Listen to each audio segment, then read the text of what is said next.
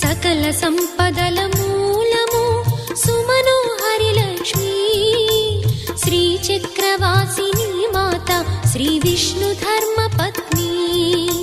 తనని నమ్మిన భక్తులకు దరిద్రమును బాపు కొలిచెడి వనితల కొంగులలో బంగారము నింపు అష్టలక్ష్ముల రూపున అవతారం దాల్చినది కష్టములను తొలగించగా భూమిలో వెలసినది